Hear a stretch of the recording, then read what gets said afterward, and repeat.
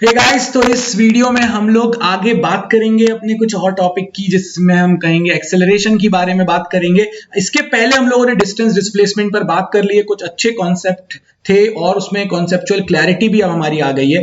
Speed velocity के बारे में भी बात करेंगे और वो जो सारे लोग ज्ञान वाली बातें करते हैं ना, वो थोड़ी सी ज्ञान वाली बातें कर लेता हूं अपने लिए। भले ही 10 मिनट निकालो, 15 मिनट निकालो, मगर टाइम जरूर निकालो फिजिक्स के लिए। सब लोगों से एक रिक्वेस्ट है, उसका कारण ये है कि अगर डेली तुम थोड़ा थोड़ा पढ़ोगे तो एंड में बच जाएगा, क्योंकि इस बार एंड में बहुत प्रेशर आने वाला है। जब चीजें नॉर्मल होंगी ना, तो तुम उस प्रेशर को बेयर नहीं कर पाओगे। तो इसीलिए ध्यान से सभी लोग थोड़ा थोड़ा टाइम निकालो, प्रैक्टिस करते चलो। चलिए, तो अपन बात करते हैं एक्सेलरेशन की। हाँ, अब अगर एक्सेलरेशन की अपन बात करें तो डेली लाइफ में जब गाड़ी बहुत तेजी से आगे की तरफ बढ़ती है तो हम सब पीछे की तरफ बैंड हो जाते हैं। जब गाड़ी एक्सेलरेट होती है ना, अभी मैंने एक्सेलरेशन की डेफिनेशन नहीं दी। अचानक से गाड़ी ब्रेक लगाती है जब, तो हम सब आगे की तरफ बैंड हो जाते हैं जब गाड़ी एकदम से डिसेलरेट होती है। या फिर अगर मैं एकदम से, मेरी गाड़ी अगर राइट टर्न लेती है तो मैं लेफ्ट की तरफ बैंड हो जाता हूं। या फिर अगर मैं इस चीज को किसी से भी एग्जांपल से रिलेट कर सकता हूं डेली लाइफ के, मैं कार आगे जा रही है, कार टर्न ले रही है, बस में मैं अचानक से आगे जा रहा हूं या रुक गया हूं, मैं अपनी कार को या बाइक को अचानक से ब्रेक लगा दिए या स्पीड बढ़ा दी मैंने, तो ये सारे केसेस जो है ना, वो एक्सेलरेशन से रिलेटेड है। मैंने अभी भी एक्सेलरेशन नहीं पढ़ाया है, ना मैंने उसकी डेफिनेशन दी है। और acceleration change in acceleration high speed के साथ रिलेटेड नहीं है। इस बात को ध्यान से समझना, पूरी बात जब सुनोगे तो ज्यादा चीजें समझ में आएंगी। बट ये सारे केसेस ऐसे हैं जिसमें ऑब्जेक्ट जो है वो एक्सेलरेट हो रही है।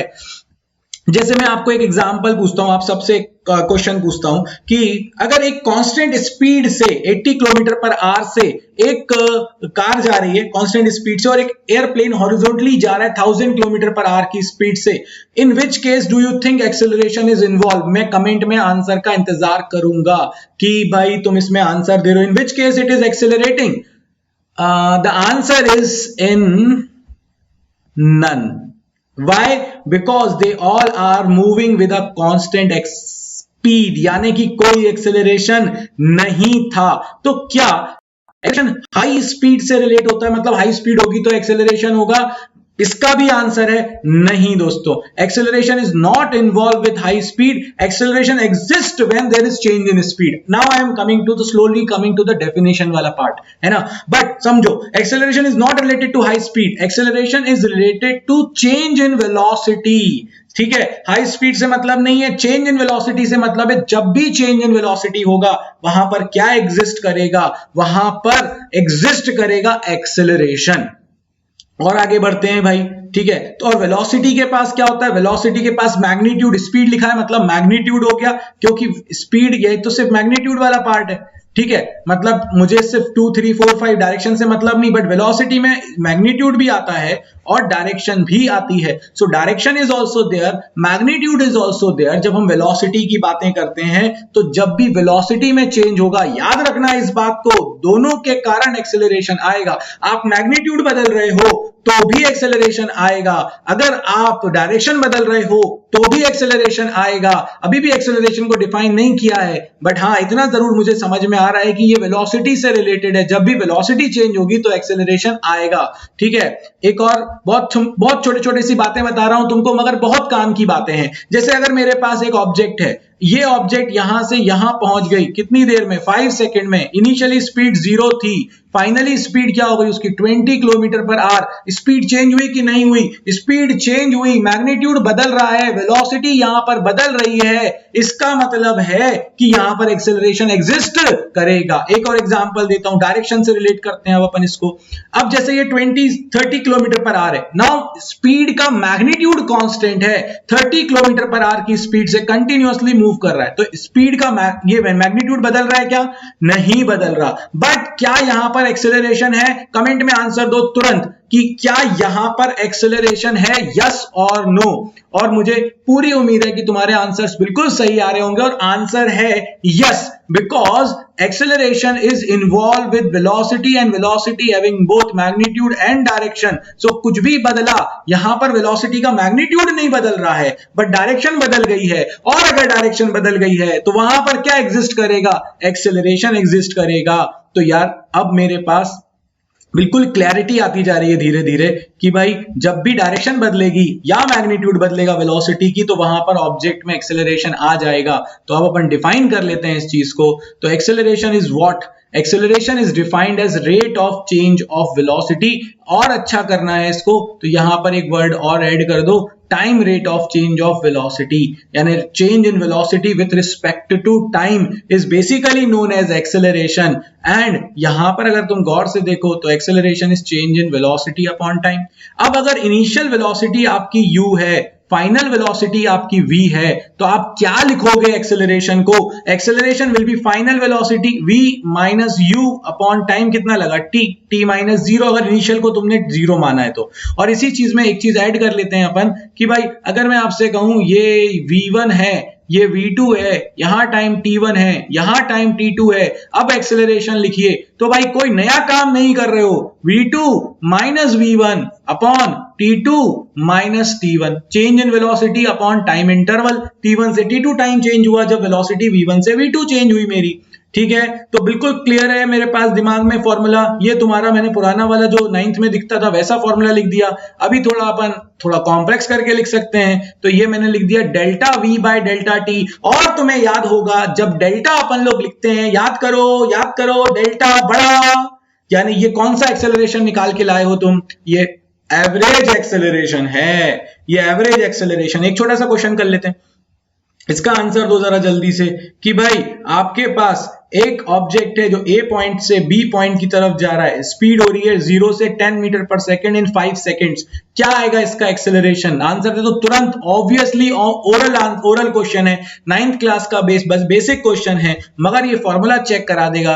10 यहां पर है, 0 यहां पर है, टाइम 5 सेकंड्स था, तो 10 minus 0 divided by 5, 2 metre per second square, है ना? ये आ गया मेरे पास क्या इसका आंसर। तो भाई मुझे एक्सेलरेशन समझ में आ गया है अब कि acceleration is basically what? Acceleration is change in velocity with respect to time. Yes, so v minus you by T या फिर delta v by delta T ज्यादा अच्छा है। हाँ, अपन अब उस चीज को एक काम और करते हैं, थोड़ा और एक्सप्लेन कर लेते हैं। एक्सेलरेशन, ठीक है, चलिए ये मेरे पास आया एवरेज एक्सेलरेशन। ठीक, एवरेज एक्सेलरेशन क्या होगा? एवरेज एक्सेलरेशन होगा delta v bye delta T. ठीक है, बड़ा चेंज।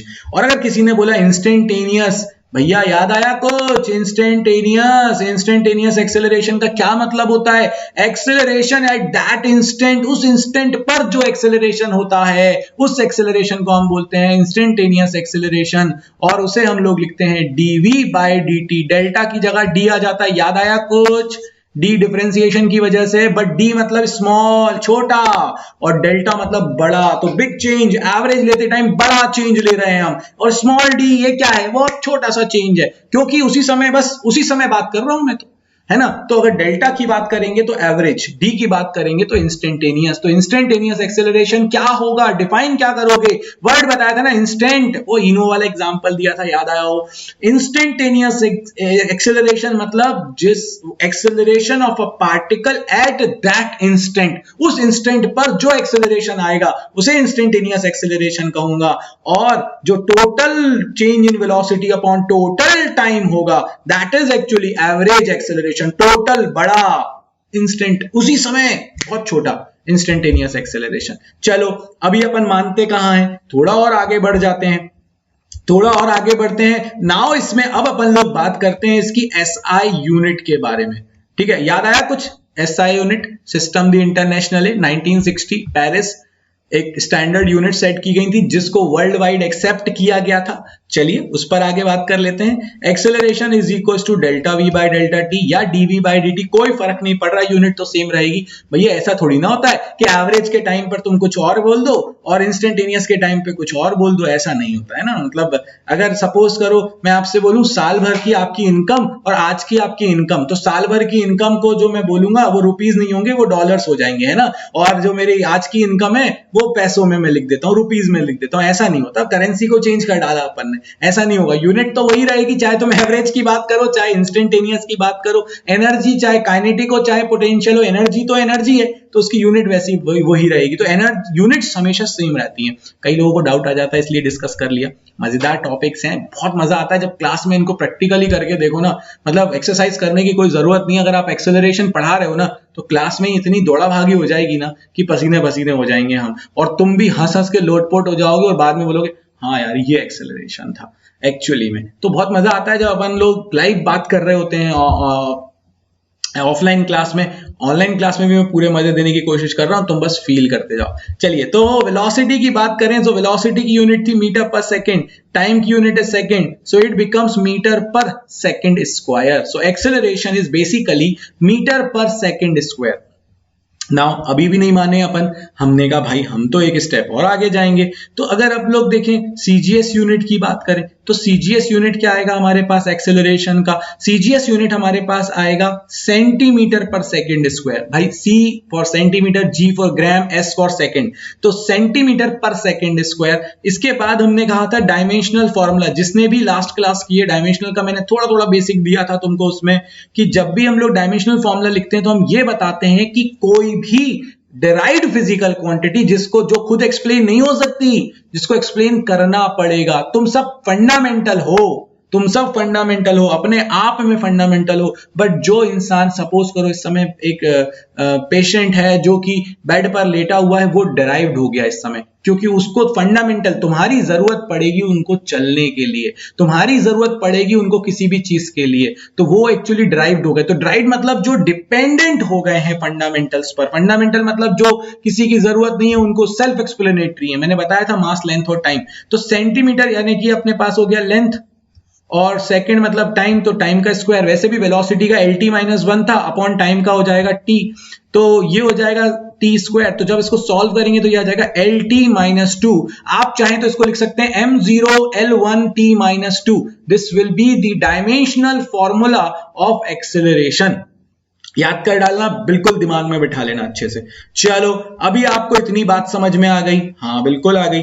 अब जब हम एक्सेलरेशन को और आगे डिफाइन करें या हम और आगे लेकर चलें चीजों को, तो देखो दो केस यहां पर और बनते हैं हमारे पास, जब हम इसको एक्सेलरेशन को और थोड़ा डिटेल में समझते हैं। तो ये एक केस तो ऐसा था कि भाई मैं आपसे कहूं कि इनिशियल वेलोसिटी u है, बार बार अपन लोग इनिशियल को u लिखेंगे, फाइनल को v लिखेंगे, और मैं आपसे ये कहूं कि final velocity is greater than initial velocity, मतलब स्पीड अप हुई, बड़ी है, स्पीड बढ़ गई। तो एक्सेलरेशन का फॉर्मूला क्या था अपने पास? v minus you by T, भाई delta V by delta T, एक ही बात है। तो v बड़ा है अब की बार, क्योंकि स्पीड बढ़ रही थी, so acceleration is positive. So when acceleration is positive we can say that object is accelerating और स्पीड इज इंक्रीजिंग। तो जब भी ये वेल नोन बात है, अगर किसी ने बोला acceleration is 2, it means that speed is 2 का मतलब हुआ कि एक्सेलरेशन इज 2 का मतलब हुआ कि स्पीड 2 से बढ़ रही है हर सेकंड। यानी इसको मैं फील करा देता हूं तुमको, जैसे मैं आपसे कहता हूं मेरी स्पीड 2 थी, after 1 second it is 2 metre per second zero से, then it is 4, then it is 6, then it is 8, then it is 10। मैं डिस्टेंस नहीं बोल रहा हूं, ये स्पीड है सब मीटर पर सेकंड में। तो हर सेकंड मेरी स्पीड जो है वो कितने से चेंज हो रही है? 2 से चेंज हो रही है। तो इसका एक्सेलरेशन क्या है? 2 है। स्पीड के पर सेकंड चेंज होने को ही तो एक्सेलरेशन बोल रहे हैं। तो भाई अगर मेरे पास स्पीड बढ़ रही है तो मैं उसको पॉजिटिव बोल रहा हूं। और जब हमारे पास इसी का एक और केस ले लेते हैं, initial velocity is u, final is v, और अब की बार मैं आपसे ये कह रहा हूं कि v is less than u, मतलब इनिशियली ज्यादा थी, अचानक से कोई सामने आ गया गाड़ी के, तो आपने ब्रेक मारना स्टार्ट कर दिया, या फिर आप बहुत तेज चल रहे थे, आपको लगा दूर एक गाड़ी है, तो आपने ब्रेक मारना स्टार्ट करे, तो आपकी स्पीड कम हो जाएगी। तो अब एक्सेलरेशन का फॉर्मूला थोड़ी ना बदलेगा, final minus initial upon time. अब फाइनल कम है तो ये चीज आएगी नेगेटिव। इसी चीज को हम एक्सेलरेशन, या तो हम इसको नेगेटिव एक्सेलरेशन बोले। नेगेटिव एक्सेलरेशन का मतलब है कि जैसे सपोज करो मैंने कहा -2 है, तो मतलब 10 था, एक सेकंड के बाद 8 हो जाएगी, फिर स्पीड 6 हो जाएगी, फिर 4 हो जाएगी, फिर 2 हो जाएगी, और फाइनली 0 हो जाएगी। इस तरह से कम होती जा रही है। तो इसको हम लोग एक और नाम देते हैं, and we called it retardation. Retardation ज्यादा अच्छा वर्ड है जो मैं आप यूज करना चाहूंगा, वो है deceleration. Deceleration. Deceleration is more appropriate than retardation. और जब आप रिटार्डेशन बोल रहे हो, जैसे मैंने आपसे कहा रिटार्डेशन इज 2, इसका मतलब है एक्सेलरेशन इज -2। और यहां पर एक बूटी ले लो अच्छे से कि in all formulas we put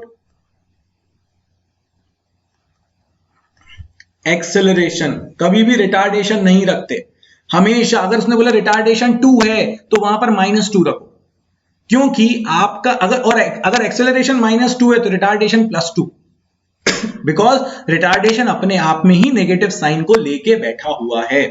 बिल्कुल क्लियर हो गई ये बात, कोई डाउट नहीं है इसमें अपने दिमाग में कि what is acceleration, what is retardation.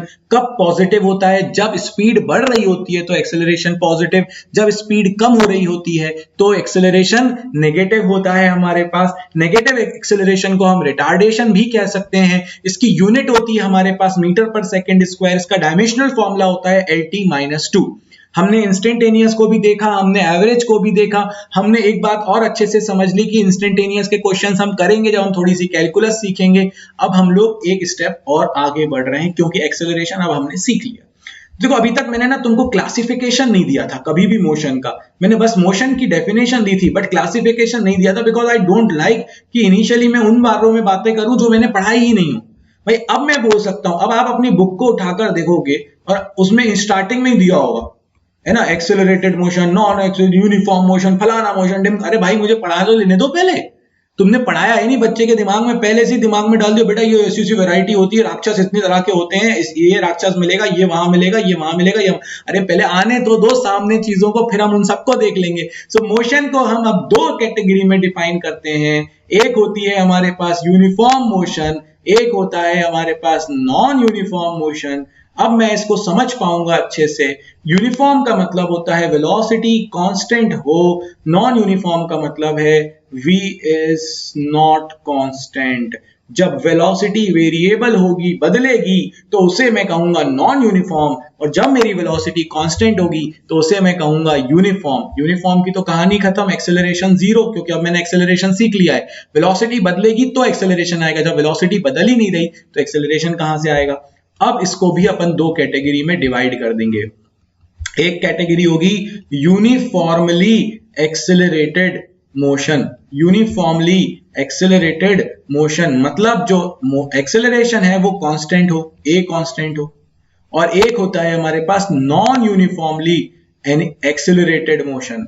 Non uniformly accelerated motion क्या होगा, मतलब एक्सेलरेशन कांस्टेंट नहीं है। मतलब मेरा कहने का सेंस ये था 10 से 12 हो गई, 14 हो गई, 16 हो गई स्पीड, हर सेकंड 2 से बढ़ रही है, इसका मतलब है एक्सेलरेशन 2 है, कांस्टेंट है, तो उससे बोलेंगे यूनिफॉर्मली एक्सेलरेटेड। मतलब कांस्टेंट स्पीड से बढ़ती जा रही है हमारी वेलोसिटी, बट अगर कांस्टेंट मैग्नीट्यूड से बढ़ती जा रही है वेलोसिटी। नॉन यूनिफॉर्मली मतलब अचानक से अपन जैसे सिटी में चलाते हैं गाड़ी, वो नॉन यूनिफॉर्मली एक्सेलरेटेड है। मतलब खाली दिखा रोड, जूम फटाक से 0 से 100 पे आ गए, है ना, 100 तो बहुत ज्यादा होगा, जो जोश में निकल गया थोड़ा, 10 पे आ गए, अचानक से 20 पे आ गए, 40 पे आ गए, और जैसे ही सामने कोई आए एकदम से ब्रेक, फिर एक्सेलरेट किया, फिर ब्रेक, फिर एक्सेलरेट किया। मतलब आपका कुछ भी कांस्टेंट नहीं है, आप तो जहां रास्ता दिखता है वहीं से आप निकाल ले जाते हो, है ना। तो बस ऐसा कुछ हो जाता है। खैर, इससे मुझे याद आ गया कि ईद के टाइम पे संडे के जो बाजार होते थे ओल्ड भोपाल के, वो खतरनाक होते थे, और इस समय सब खाली पड़ा हुआ है ना, पैर नहीं रख पाता था आदमी। अब देखो क्या समय समय की बात है, ये वक्त भी गुजर जाएगा, है ना। और फिर अपन क्लासेस में मिलेंगे विथ स्माइलिंग फेसेस, और इसके बाद अब जब अपन क्लासेस में मिलेंगे तो वो एनर्जी एक अलग होगी, वो मजा एक अलग होगा, क्योंकि जब कोई चीज बहुत टाइम बाद मिलती है तो उसका मजा अलग होता है ना। कोई बात नहीं, मिलेगा, वो टाइम भी आएगा। चलिए खैर, तो अपन अब आगे बात करते हैं।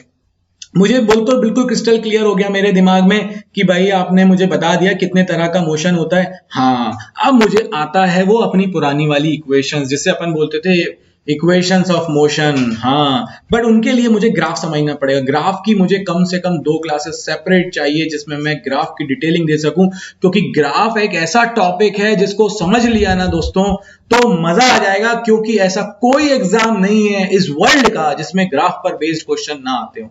तो ग्राफ के फंडामेंटल्स में सिखा दूंगा एक बार, तो फिर भूलोगे नहीं। बट अभी अपनी रिक्वायरमेंट थोड़ी सी अलग है, इसलिए आज अपने आप को रिस्ट्रिक्ट करके बता रहा हूं बट रिस्ट्रिक्ट कर रहा हूं, और फिर अपन इक्वेशंस ऑफ मोशन के डेरिवेशन की तरफ चलेंगे और कुछ क्वेश्चंस करेंगे, ठीक है। चलो चलो भाई, तो ग्राफ की बात कर लेते हैं। देखो ग्राफ में हमारे पास 3 डायमेंशन भी हो सकता है, अपन 2 डायमेंशन की बात करें, थोड़ा अपने लेवल पर चलें चीजों को लेके, है ना। y एक्सिस होता है, इसे अपन x एक्सिस कहेंगे, ठीक है। इसमें ये मेरे पास जो x होता है ये इंडिपेंडेंट, मतलब ये बदल सकता है, और इस पर डिपेंड करता है y। खैर, जब हम ग्राफ की बात करते हैं तो सबसे पहली इंफॉर्मेशन तो हमें y के बारे में पता चलती है, relation between y and x। For what, for a particular value of x what is the value of y, ये पता चल जाता है, ठीक है। जैसे अगर मैं आपसे कहता हूं कि ये मेरे पास डिस्प्लेसमेंट टाइम ग्राफ है, तो ये किसके बारे में बता रहा है? डिस्प्लेसमेंट के बारे में तो बता ही रहा है, ठीक है। अगर वेलोसिटी टाइम ग्राफ है तो वेलोसिटी के बारे में तो बता ही रहा है, तो जिसका ग्राफ है उसके बारे में तो बताएगा ही। अब आप हंस रहे होगे उस तरफ, ये तो यार बच्चों वाली बात है। बिल्कुल सही बात है, बच्चों वाली बात है, तो तुम्हें पता ही है, बट याद रखना common sense is something which is not common in all, है ना, तो इसलिए बता देना चाहिए। चलिए, इसके बाद हम किसी भी ग्राफ में निकालते हैं स्लोप। क्या निकालते हैं? स्लोप। और स्लोप क्या होता है? Slope is basically, for me slope means division. अब ये कुछ नया छोड़ दिया आपने अचानक से, है ना। For me slope means division, मैं बाद में बताऊंगा इस बारे में क्या, बट अभी फिलहाल स्लोप सुन लो। स्लोप मतलब कोई भी स्ट्रेट लाइन है, या कर्व के बारे में अपन अभी बाद में बात करेंगे। जैसे कोई स्ट्रेट लाइन है, तो ये जो स्ट्रेट लाइन है ये पॉजिटिव एक्स एक्सिस के साथ जो एंगल बना रही है, उस एंगल का tan थीटा, वो कहलाती है मेरी स्लोप।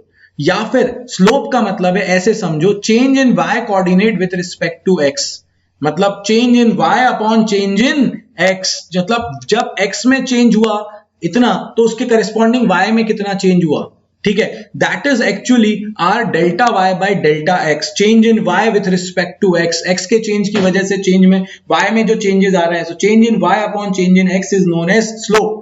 अब इसको अपन और देखें तो और क्या लिख सकते हैं? y2 minus y1 upon x2 minus x1। ये बेसिक्स हैं दोस्तों, इनको समझ लो। इक्वेशन ऑफ मोशन बच्चों जैसा हो जाएगा, 5 मिनट के अंदर खत्म कर देंगे उसको अपन, ठीक है। मगर ये बेसिक समझो, बेसिक पकड़ो ग्राफ का, कि ग्राफ से क्या मिलता है हमें? स्लोप मिलता है। स्लोप क्या होता है? Delta y by delta x होता है, डिवीजन होता है। मैं इसके बहुत सारे क्वेश्चंस करा दूंगा तुमको, ठीक है। अभी अपन सेकंड और बात करें तो ये हमारे पास स्लोप होता है। अब देखो जरा गौर से, सपोज करो आपके पास करस्पॉन्डिंग वैल्यूज थी x1, ये x2 था, ये y1 था, ये y2 था। तो यार अगर हम देखें यहां पर, तो ये मेरे पास यहां से लेके यहां तक ये चेंज इन y हुआ ना, डेल्टा y2 माइनस y1, पूरा y2 था, इतना x y1 था, तो y2 माइनस y1 ये हुआ, और ये हुआ delta x, x2 minus x1, पूरा x2 है, उसमें से x1 चला गया, तो डेल्टा x। तो गौर से देखो, delta y by delta x इस ट्राइंगल में परपेंडिकुलर अपॉन बेस है, यानी मैं इसको tan थीटा भी लिख सकता हूं ना, लिख सकता हूं कि नहीं लिख सकता? तो इसीलिए स्लोप का मतलब हो गया delta y by delta x, slope का मतलब हो गया y2 minus y1 upon x2 minus x1, slope का मतलब हो गया tan थीटा, और मेरे लिए स्लोप का मतलब है डिवीजन, क्योंकि देखो डिवीजन से अब मैं समझाता हूं इसको, y बाय x। तो कोई भी ग्राफ आपको क्या देने वाला, उसकी स्लोप क्या देने वाली है, दोनों को डिवाइड कर दो, जो दिख रहा हो वो उसकी स्लोप देने वाली है। अब आपको मेरी बात समझ में आना शुरू होगी। देखिए, ये ग्राफ है डिस्प्लेसमेंट वर्सेस टाइम का। डिस्प्लेसमेंट वर्सेस टाइम की स्लोप क्या देगी? तो भाई displacement upon time, division y by x, और डिस्प्लेसमेंट अपॉन टाइम होता है वेलोसिटी, तो इसका मतलब है डिस्प्लेसमेंट टाइम ग्राफ की स्लोप वेलोसिटी देगी। हाँ, बात समझ में आ रही है थोड़ी थोड़ी। अब इस ग्राफ की स्लोप क्या देगी? रटने की कोई जरूरत नहीं है, स्लोप मतलब डिवीजन मेरे लिए, यानी कि वेलोसिटी अपॉन टाइम देगी। अब मैं change in velocity upon change in time interval बाद में करता रहूंगा, मुझे तो पहले ये पता करना है दे क्या रहा है ये। तो इस ग्राफ की स्लोप क्या देगी? वेलोसिटी अपॉन टाइम देगी। वेलोसिटी अपॉन टाइम क्या होता है मेरे पास? वेलोसिटी अपॉन टाइम होता है एक्सेलरेशन, यूनिट वाइज देख लेना, change in velocity upon time interval is acceleration. हाँ, अब एक्सेलरेशन टाइम ग्राफ की स्लोप क्या देगी? एक्सेलरेशन अपॉन टाइम, ये तो कुछ होता ही नहीं है, इसका मतलब है इसकी ग्राफ की स्लोप कुछ देने वाली नहीं है। तो slope means division, slope means delta y upon delta x, slope means y2 minus y1 upon x2 minus x1, slope means tan theta. Clear है ये बात? बिल्कुल क्लियर है। तो पहली चीज तो ग्राफ से क्या मिलती है, जैसे वेलोसिटी टाइम ग्राफ है तो इससे क्या मिली? वेलोसिटी। इसकी स्लोप से क्या मिल रहा है? Velocity upon time which is acceleration. Clear है बात? डिस्प्लेसमेंट टाइम ग्राफ है, इससे मुझे क्या मिल रहा है? डिस्प्लेसमेंट, किसी टाइम पे क्या डिस्प्लेसमेंट है, इसकी स्लोप से क्या मिल रहा है? डिस्प्लेसमेंट अपॉन टाइम यानी वेलोसिटी। बहुत क्लियर होना चाहिए ये चीजें दिमाग में, बिल्कुल क्रिस्टल क्लियर रखो इसको दिमाग में। एक्सेलरेशन टाइम ग्राफ से अगर स्लोप देखें तो एक्सेलरेशन अपॉन टाइम है, जो कुछ भी नहीं होता, मुझे कुछ नहीं मिलने वाला। तीसरी चीज भी मिलती है, तीसरी चीज भी मिलती है हमें ग्राफ से, और वो मिलती है हमें ग्राफ का एरिया। क्या? Area of the graph. Area of the graph क्या कहता है भाई? एरिया ऑफ द ग्राफ का मतलब है मेरे लिए प्रोडक्ट। जो भी मेरे पास, जो भी y और x एक्सिस पर है, उन दोनों का मैं आपस में मल्टीप्लाई कर दूं, जो क्वांटिटी दिखेगी वो एरिया उसका, वही उसका एरिया, प्रोडक्ट जो है वो एरिया हो जाएगा, और एरिया ही मुझे बता देगा कौन सी क्वांटिटी मिलने वाली है। जैसे अगर मैं आपसे कहूं वेलोसिटी टाइम ग्राफ है, इसका एरिया क्या देने वाला है, तो product velocity into time. Velocity into time क्या होता है? तो भाई जब समझ में नहीं आए ना तो यूनिट लिख देना चाहिए, metre per second into second, second से सेकंड कैंसिल, मीटर डिस्प्लेसमेंट देगा भाई। और अब याद कर लो वो magic triangle, velocity is equal to displacement upon time, तो velocity into time is displacement. यानी कि इस area of velocity time graph will give you velocity into time, और वेलोसिटी इनटू टाइम क्या होता है? डिस्प्लेसमेंट होता है। अब मैं आपसे कहता हूं एक्सेलरेशन टाइम ग्राफ का एरिया क्या देगा, तो आप बोलोगे सर ए इंटू टी, आपने तो सिखाया product, area into time, sorry acceleration into time. अब एक्सेलरेशन इंटू टाइम क्या होता है? तो एक काम करो, ये बना लो अपना, acceleration is equal to velocity by time, magic triangle. तो acceleration into time will become velocity. तो यार इसका जो ग्राफ का एरिया है वो वेलोसिटी देगा। अब मेरे पास आता है एक्सटी ग्राफ। अब एक्सटी ग्राफ का एरिया क्या देगा? X into T. अब x की यूनिट होती है मीटर, टाइम की होती है सेकंड, मीटर इंटू सेकंड किसी की यूनिट नहीं है, मीटर पर सेकंड तो है, मीटर इंटू सेकंड नहीं है। इसका मतलब है इसका एरिया मुझे कुछ भी देने वाला नहीं है। आई बात समझ में? मैं क्यों ये ज्ञान दे रहा हूं तुमको?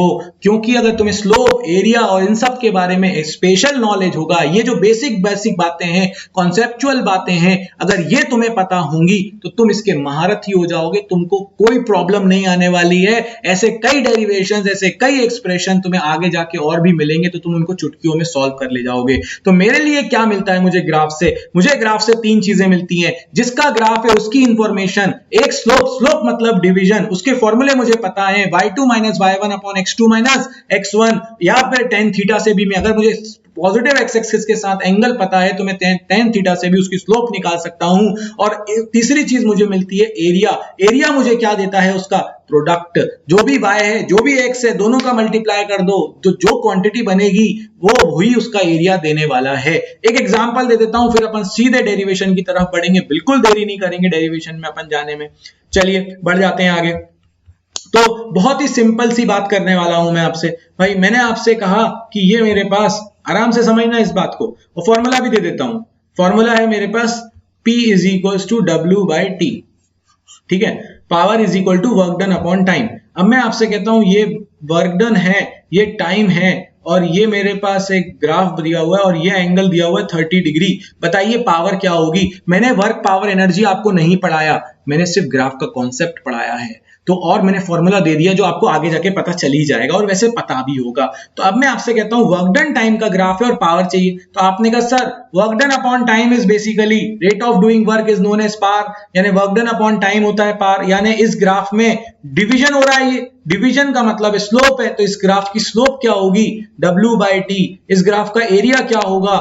W into T. कौन सी चीज मैच हो रही है? स्लोप मैच हो रही है। और अगर थीटा पता है तो स्लोप क्या होती है? tan 30 degree. इसका मतलब है आंसर है 1/√3 what is the basically power of this system, जो इसका ग्राफ दिया हुआ है मुझे। आई बात समझ में? जैसे मैं आपसे कहता हूं कि भाई ये देखिए, ये मेरे पास वेलोसिटी है, ये मेरे पास टाइम है, और ये मेरे पास एक ग्राफ है। ये मेरे पास यहां पर इनिशियल वेलोसिटी 2 है, फाइनल वेलोसिटी 4 है, ये टाइम 0 है, ये टाइम 4 सेकेंड है। अब मैं आपसे बोलता हूं एक्सेलरेशन क्या होगा, तो आपको सिर्फ और सिर्फ क्या चाहिए है? स्लोप चाहिए। क्यों? क्योंकि वेलोसिटी टाइम ग्राफ की स्लोप क्या होगी? Velocity upon time which is acceleration. तो भाई अब कोऑर्डिनेट ढूंढ लो, 0, x y एक्सिस पर x 0, तो 0, 2, और यहां पर क्या है? 4, 4, क्योंकि देखो यहां पर ये भी 4 है और ये भी 4 है, ठीक है। तो अपने पास दो कोऑर्डिनेट आ गए, क्या आ गया? 0, 2 और 4, 4। तो क्या होती है स्लोप? ये हो गया x1, ये हो गया y1, ये हो गया x2, ये होता है y2। तो स्लोप क्या आएगी? Acceleration y2 minus y1 4 minus 2 upon 4 minus 0 x2 minus x1 2 by 4 which is equals to 1 by 2 meter per second square. So acceleration is 1 by 2 meter per second square। आ गया हमारे पास acceleration. बिल्कुल clear है ये बात, ठीक है। So acceleration is basically 0.5 metre per second square. अब मुझे स्लोप मतलब division y2 minus y1 upon x2 minus x1, area मतलब प्रोडक्ट, और इसके अलावा कुछ याद नहीं रखना। दो फॉर्मूले दिए हैं मैंने तुमको। अब मुझे फिर से अब उस डेरिवेशन पे जाने के लिए फिर से मैं बेसिक्स पर आ जाता हूं। एक बार तुम्हें और याद दिला देता हूं, डिस्प्लेसमेंट टाइम ग्राफ अगर मुझे दिया हुआ है तो इसकी स्लोप क्या होगी? Displacement upon time which is equal to velocity. अगर मैं आपसे कहूं इसका एरिया क्या देगा, तो इसका एरिया कुछ भी नहीं देता, x इंटू टाइम देता है, डिस्प्लेसमेंट इंटू टाइम, जो कि कुछ नहीं होता, तो इसका एरिया कुछ नहीं दे रहा।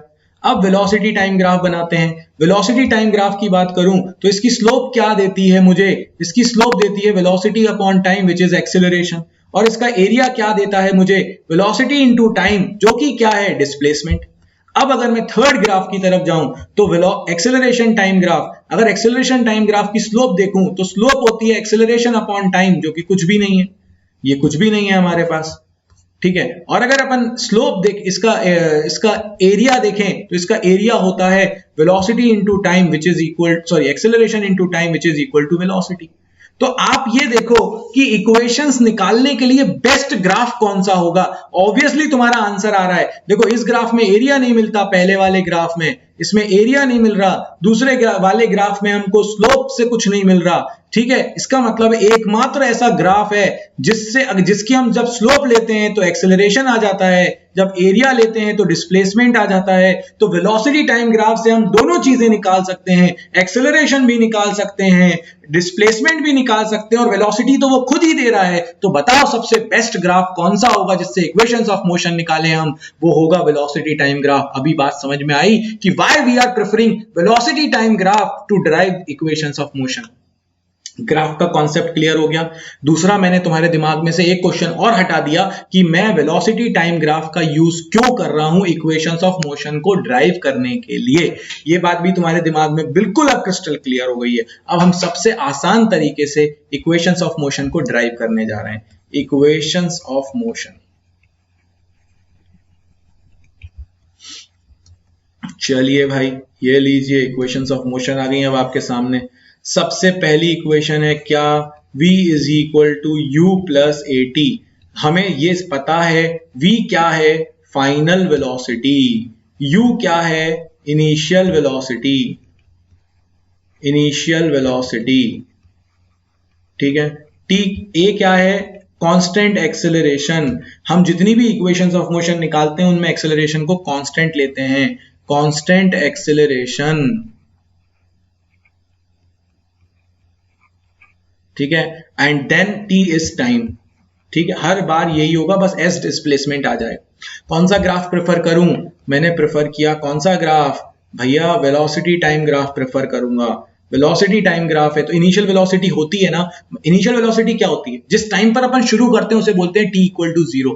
तो इनिशियल वेलोसिटी जो भी t इक्वल टू 0 पर होगा वो उसकी इनिशियल वेलोसिटी होगी। तो भाई इसीलिए मैंने ग्राफ को कहां से स्टार्ट किया? u से स्टार्ट किया। यहां पर मैं ले रहा हूं वेलोसिटी, ठीक है। तो इनिशियल वेलोसिटी मैंने क्या मान ली है?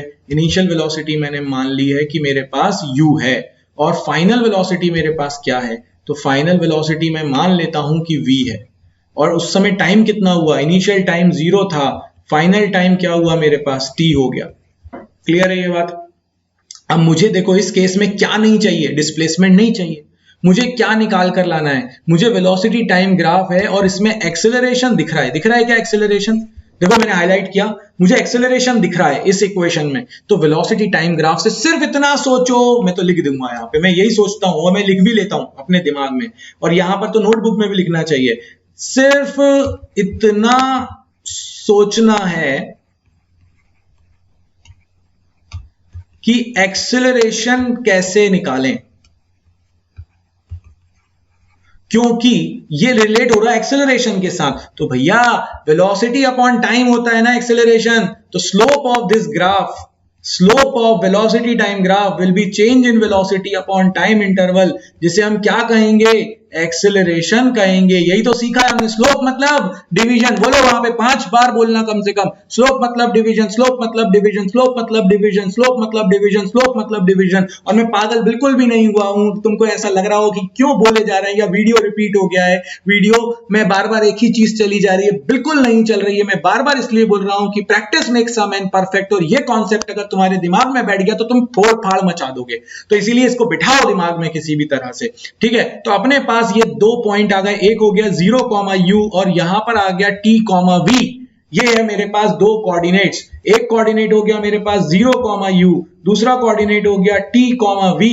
2 पॉइंट्स आ चुके हैं। स्लोप कैसे निकलती है, y2 माइनस y1, ये x1 है, ये y1 है, ये x2 है, ये y2 है। y2 minus y1 upon x2 minus x1। सिर्फ इतना ही तो बोला था कि एक्सेलरेशन कैसे निकालना है, सोच लो। और जैसे ही ये एक्सेलरेशन आ गया तो a into T is equal to v minus U, so v is equal to u plus AT। This is your final answer. बताओ भाई इसमें कोई दिक्कत आई हो तो। बिल्कुल धूम फटाम फड़ाका सब मचाते हुए अपन ने आंसर निकाल लिया। सिर्फ वेलोसिटी टाइम ग्राफ बनाया है और ये सोचा कि मुझे डिस्प्लेसमेंट नहीं चाहिए, मुझे तो यहां पर क्या चाहिए, एक्सेलरेशन चाहिए। मतलब स्लोप निकाल दो, क्योंकि वेलोसिटी अपॉन टाइम होता है और स्लोप मतलब डिवीजन होता है। दोनों पॉइंट थे। क्यों मैंने स्टार्ट करा ग्राफ ऊपर से, क्यों स्टार्ट किया? कई लोगों के दिमाग में ये डाउट होगा, आपने ग्राफ यहां से क्यों नहीं स्टार्ट किया? अरे दोस्तों, यहां से शुरू करता तो इनिशियल वेलोसिटी 0 आ जाती, तुम्हारा आंसर आता v is equal to 80। But यहां पर मुझे v is equal to u plus 80 चाहिए था, मतलब इनिशियल वेलोसिटी थी, तो ये ग्राफ कहीं से स्टार्ट होगा। t इक्वल टू 0 पर कुछ ना कुछ वेलोसिटी तो होगी ना, इसीलिए ये ग्राफ ऊपर से स्टार्ट हुआ, ना कि 0 से। क्लियर हो गई ये बात? बिल्कुल क्रिस्टल क्लियर है, बहुत बढ़िया। चलिए अब बढ़ते हैं आगे अपन सेकंड इक्वेशन की तरफ। सेकंड इक्वेशन के लिए फिर से ग्राफ बना देता हूं, कोई दिक्कत थोड़ी ना है मुझे, मैं तो प्रैक्टिस करते करते ही सीखता हूं। ये हो गया मेरे पास वेलोसिटी, यहां पर मैं ले रहा हूं टाइम, और फिर से ये मेरे पास आ गया, ये मेरे पास है इनिशियल वेलोसिटी, ये मेरे पास है क्या, फाइनल वेलोसिटी, ये मेरे पास क्या है, उसके करस्पॉन्डिंग टाइम। अब मुझे जो सेकंड इक्वेशन निकालनी है वो सेकंड इक्वेशन लिख लो, वहीं पे आंसर है। s is equal to U T plus half A T square. ओ हो, यहां तो s आ गया पिक्चर में, बाकी सारी चीजें तो पुरानी वाली थी, बट ये s है क्या, डिस्प्लेसमेंट है। ध्यान रखना, बहुत भारी भारी क्वेश्चंस को ऐसे बनवा दूंगा मैं, तो ध्यान से, ये s डिस्प्लेसमेंट है, डिस्टेंस नहीं है, ये s डिस्प्लेसमेंट है, ठीक है। अब मुझे अगर डिस्प्लेसमेंट चाहिए, अब क्या है, अब अगली बार, इस बार ये सोचो, वेलोसिटी टाइम ग्राफ से डिस्प्लेसमेंट कैसे आएगा। ये सोचो कि वेलोसिटी टाइम ग्राफ से डिस्प्लेसमेंट कैसे आएगा। तो डिस्प्लेसमेंट कैसे आएगा, तो डिस्प्लेसमेंट वेलोसिटी इनटू टाइम होता है, और वेलोसिटी इनटू टाइम, ओ हो, वेलोसिटी इनटू टाइम, तुम प्रोडक्ट कर रहे हो, इसका मतलब है कि तुम इसका ग्राफ का डिस्प्लेसमेट आएगा तब जब प्रोडक्ट होगा, और प्रोडक्ट तब होगा जब क्या है, area means product, area means product, area means product, area means product, area means product. Video pause नहीं हुआ है, फिर से इस बार, जैसे वो नहीं होता है जैसे अपने उसमें किसी भी चैनल में एक सीन कंटिन्यूअसली रिपीट हो रहा होता है, अच्छा अच्छा अच्छा अच्छा अच्छा, ऐसा कुछ नहीं हो रहा है। ये जो है मैं बार बार तुमसे इसलिए बोल रहा हूं क्योंकि दिमाग में बैठा लो, बार बार बोल रहा हूं। और चलिए, वेलोसिटी इनटू टाइम डिस्प्लेसमेंट होता है, और इस ग्राफ में वेलोसिटी इनटू टाइम हो जाएगा एरिया हमारे पास डिस्प्लेसमेंट दे देगा। अगर मुझे इसका एरिया निकालना है तो भाई ये इसका एरिया होगा। अब एरिया कैसे निकलेगा, तो ये ट्रेपेजियम है कि नहीं है, ट्रेपेजियम है, बिल्कुल सही कह रहे हो आप। तो displacement s is equal to trapezium का एरिया क्या होता है, half sum of parallel side, ये हो गया u, ये हो गया v, तो सम ऑफ पैरेलल साइड्स हो गया u प्लस v, और into perpendicular distance between them, तो ये हो गया मेरे पास परपेंडिकुलर डिस्टेंस t, क्योंकि यहां 0 था, यहां t था, तो इनटू t। ओहो, अब फिर फंस गया मैं तो, मुझे जो इक्वेशन है उसमें v नहीं आना चाहिए, तो कोई बात नहीं, पुट वैल्यू ऑफ v चाहिए नहीं ना, put value of v is equal to क्या है, u प्लस at। तो भाई यहां पर रख दो s is equal to half u plus at into t।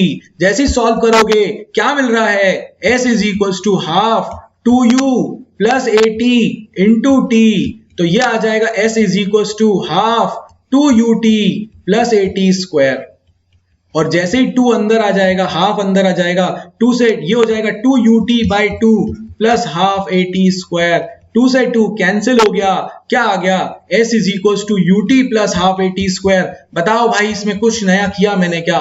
मैंने कुछ नया नहीं किया, मैंने तो आपसे सिर्फ इतना कहा कि इसका एरिया निकाल देते हैं, half u plus V into T, u plus v की वैल्यू को u प्लस 80 हमने रख दिया, s is equal to half 2u, v की जगह पे u प्लस 80 रख दिया, 2u प्लस 80 हो गया, ओपन कर दिया, आंसर आ गया displacement is equal to ut plus half 80 square.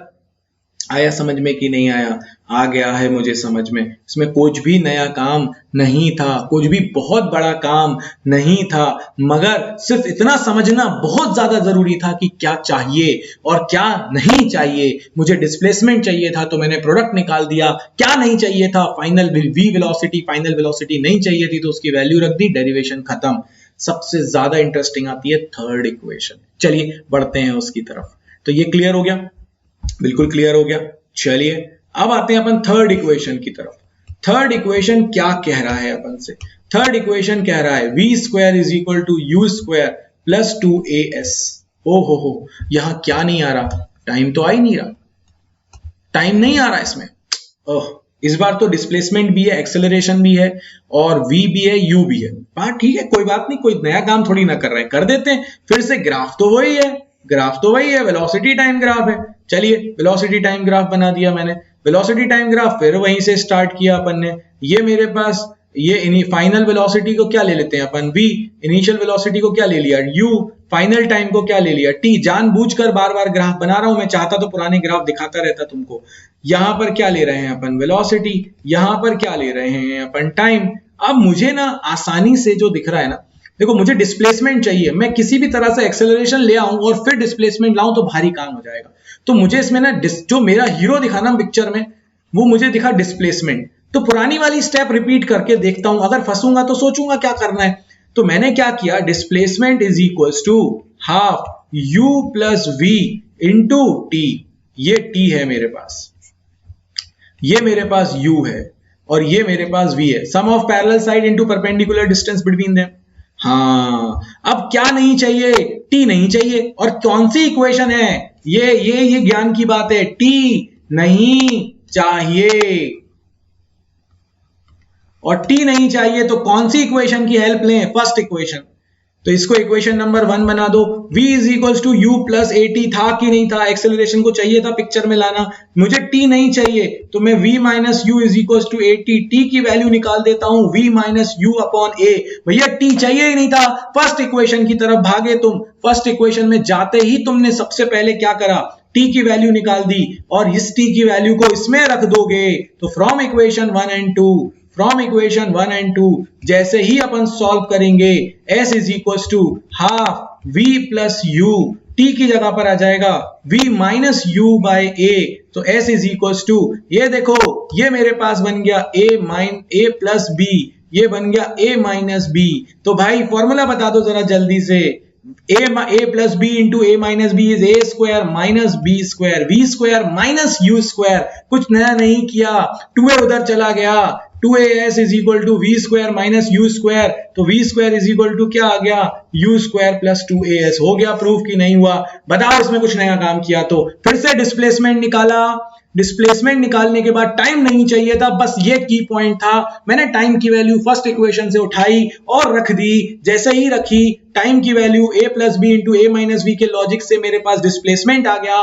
Displacement के आते ही मेरा खत्म हो गया question, V square is equal to U square plus 2as। हो गई कहानी खत्म। क्लियर है कि नहीं है? बिल्कुल क्लियर होगा, मुझे पक्का पता है। पहले वाले केस में फिर से देख लो अच्छे से। फर्स्ट केस में हमने क्या किया था, हमने स्लोप निकाली क्योंकि एक्सेलरेशन चाहिए था, फिर एक्सेलरेशन के लिए स्लोप निकाली, कहानी खत्म। दूसरे केस में मुझे डिस्प्लेसमेंट चाहिए था तो मैंने एरिया निकाला, फिर टाइम, उसमें फाइनल वेलोसिटी नहीं चाहिए थी तो फर्स्ट इक्वेशन से उसमें फाइनल वेलोसिटी रख दी। दूसरे वाले थर्ड केस में मैंने डिस्प्लेसमेंट निकाला और फिर मुझे उसमें टाइम नहीं चाहिए था तो मैंने टाइम की वैल्यू फर्स्ट इक्वेशन से निकाल कर रख दी। जैसे ही रखी तो मेरे पास इक्वेशन आ गई V square is equal to U square plus 2as। तो ये अपने पास तीन इक्वेशन आ गई। और एक इक्वेशन ऐड कर लेते हैं अपन इसमें। अब ये जो डिस्प्लेसमेंट होता है ना, ये टोटल डिस्प्लेसमेंट होता है। क्या होता है? Total displacement.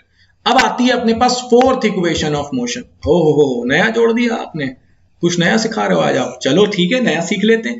फोर्थ इक्वेशन मतलब distance travelled in nth second. nth second का मतलब है, जैसे कि मैं आपसे कह रहा हूं फर्स्ट सेकेंड में चली हुई डिस्टेंस, सेकेंड सेकेंड में। सेकेंड कब होता है? जब फर्स्ट खत्म होता है और थर्ड स्टार्ट हो रहा होता है, उसके बीच का। मैं आपसे बोलता हूं सेवेंथ सेकेंड क्या होता है? सिक्स्थ खत्म होता है और एट्थ शुरू होता है, उसके पहले बीच में जो टाइम होता है उसे बोलते हैं सेवेंथ सेकेंड। ठीक है, तो मुझे एक सेकंड में चली हुई डिस्टेंस निकालनी है, पर्टिकुलर सेकंड में चली हुई। कौन से सेकंड में? nth second. अच्छे से देखना, जरा समझना इसको, बहुत बढ़िया, बहुत आराम से, बहुत आसान से समझेंगे। ये 1 है, ये 2 है, ये 3 है, ये 4 है। मैं आपसे कहता हूं, ये मेरे पास यहां पर जब थे तो ये S1 है, ये S2 है, ये S1 है, ये 0 से शुरू किया मैंने। यहां पर डिस्टेंस S3 है, यहां पर डिस्टेंस डिस्प्लेसमेंट S4 है। ठीक है, ये ऐसा स्ट्रेट लाइन जा रहा है, टोटल डिस्प्लेसमेंट लिखा हुआ है। तो मैं आपसे बोलता हूं कि बताइए थर्ड सेकंड में कितना चले। तो थर्ड सेकंड मतलब सेकंड खत्म हुआ और फोर्थ स्टार्ट हुआ, उसके पहले जो भी चला। देखो भाई, थर्ड सेकंड क्या होता है? ये फर्स्ट सेकंड था, 0 से लेके 1 तक। सेकंड कहां से कहां तक था? 1 से लेके 2 तक।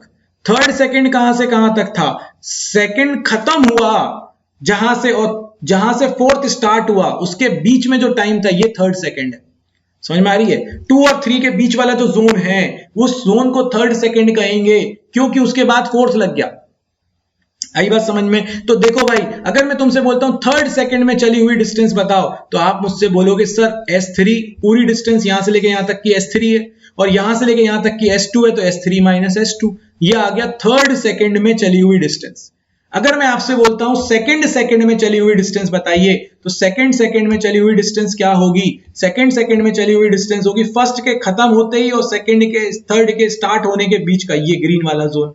तो अब बताओ सेकंड की जो डिस्टेंस होगी वो क्या होगी? सेकंड की डिस्टेंस होगी S2 माइनस S1। भाई यहां से लेके यहां तक S2 है, उसमें से S1 चला गया, तो सेकंड का आ गया मेरे पास। अब गौर से देखो, जब S3 की बात कर रहा हूं तो 3 माइनस 2, जब 2 की बात कर रहा हूं तो 2 माइनस 1। तो जब मैं इसको जनरल करूंगा तो मैं बोलूंगा SNth, मतलब कोई nth सेकंड है, ये 2 भी हो सकता है, 3 भी, n की वैल्यू कुछ भी हो सकती है। तो इसको क्या लिखोगे? SN, मतलब टोटल n सेकंड में चली हुई डिस्टेंस या डिस्प्लेसमेंट माइनस उससे एक कम टाइम में। देखो भाई फिर से समझो, S3 की बात करूं तो S3 minus S2, S second की बात करूं तो S2 माइनस S1, तो S nth की बात करूं तो SN माइनस 1। डिस्प्लेसमेंट उस सेकंड का निकालना है। फिर से देख लो, एक और चीज लो, एक और कर लेते हैं। इसमें क्या है, कुछ नया नहीं है। मैं आपसे कहा फोर्थ सेकंड कब शुरू होता है? जब थर्ड खत्म होता है और फिफ्थ स्टार्ट होता है, उसके बीच में, ये ब्लू वाली लाइन।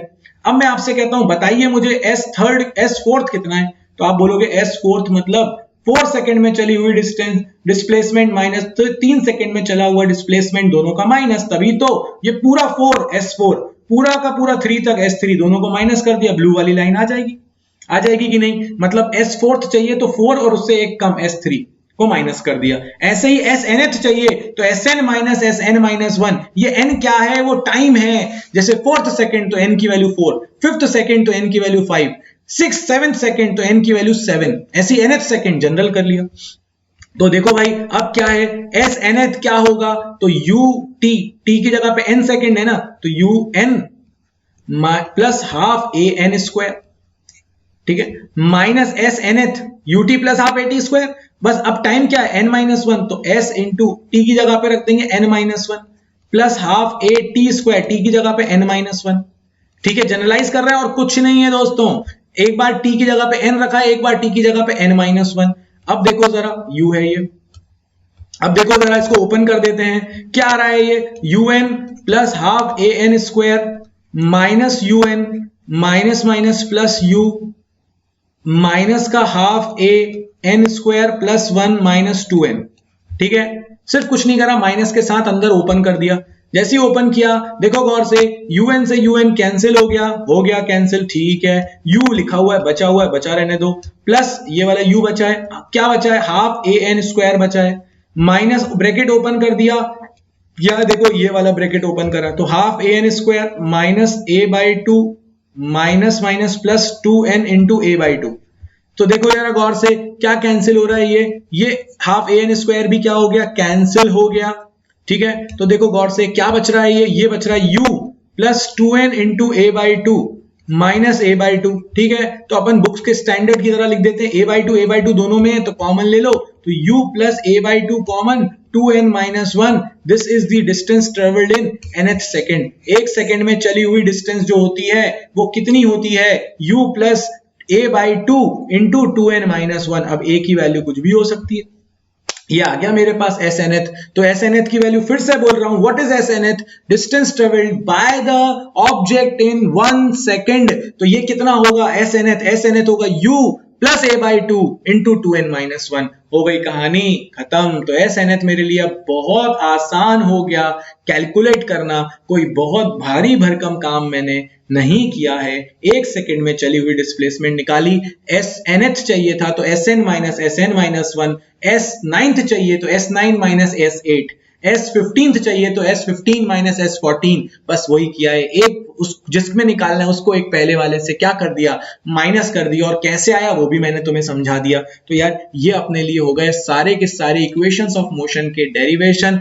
याद रखना तुम्हें बस इतना है कि v is equals to U plus A T अगर है तो इसमें s मिसिंग है, जब s is equals to U T plus half A T square है तो उस केस में v मिसिंग है, जब v स्क्वायर is equals to U square plus 2as है तो उस केस में t मिसिंग है। ये मैं क्यों बता रहा हूं, क्योंकि तुम हमेशा ये डाउट पूछते हो कि किस न्यूमेरिकल में कौन सा इक्वेशन सही होगा।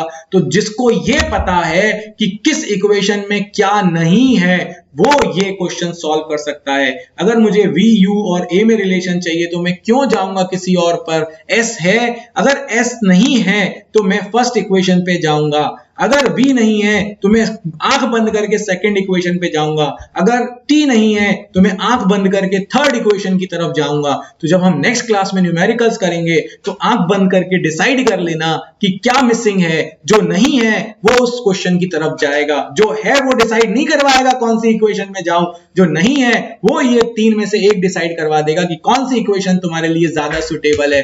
बहुत बड़ी बात थी, बहुत छोटे उसमें मैंने तुमसे कह दी। यार घर पे रहना, अपना ध्यान रखना, कोई भी डाउट हो तो पूछ लेना, कमेंट्स में करते रहो, मेंशन करते रहो चीजों को, कोई डाउट हो तो पूछ लेना। फिर बोल रहा हूं बार बार, क्योंकि डाउट्स तो आएंगे जब चीजों को सॉल्व करोगे। और अब तुम HCV के कुछ क्वेश्चंस लगा सकते हो, क्या लगा सकते हो ये पूछना हो तो मैं जो मैसेज कर देना, मैं तुम्हें बता दूंगा। और कोई भी डाउट आ रहा हो, बुक्स को रिलेटेड डाउट आ रहा हो तो जरूर पूछ लेना कि भाई हमारे पास बुक नहीं है, मेरे पास बहुत सारी PDFs हैं, मैं तुम्हें दे सकता हूं, तो जरूरत पड़े तो मुझे बता देना। तो यार इस वीडियो में तो इतना ही, और इस क्लास में भी इतना ही। हैव अ नाइस बचा कुचा डे। जय हिंद, जय भारत।